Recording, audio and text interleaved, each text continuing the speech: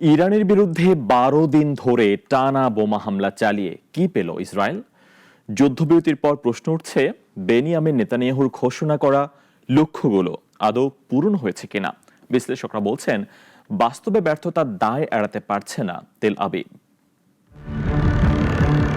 যুদ্ধের শুরুতেই ইসরায়েলি প্রধানমন্ত্রী নেতানিয়াহু ঘোষণা দিয়েছিলেন, ইরানের পরমাণু কার্যক্রম ধ্বংস এবং সরকারের পতন ঘটানো হবে। যুদ্ধবিরতির পর বাস্তবতা বলছে এই দুই লক্ষ্যই ব্যর্থ।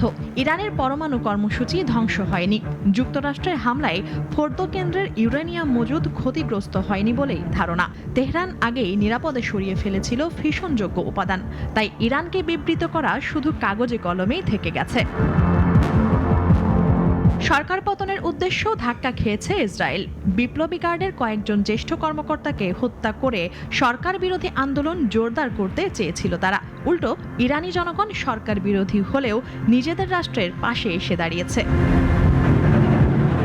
মানবাধিকার রক্ষার লড়াই বলে চালাতে চেয়েছিল ইসরায়েল, কিন্তু কারাবন্দীদের স্থানান্তরিত করে পরিস্থিতি আরও জটিল করে ফেলে।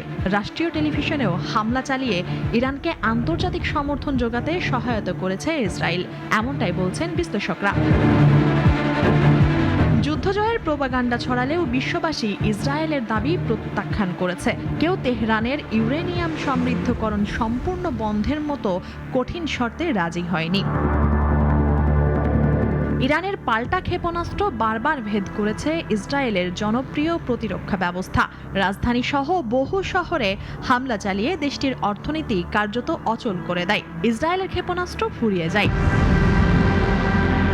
ইরান আহত, কিন্তু পরাজিত নয়। আর ইসরায়েল, তারা হয়তো আকাশ দখলে নিয়েছিল, কিন্তু মাটি, মন আর সমর্থন সবখানেই হার মেনেছে। মুনিয়া জ্যোতি, নাগরিক, ঢাকা।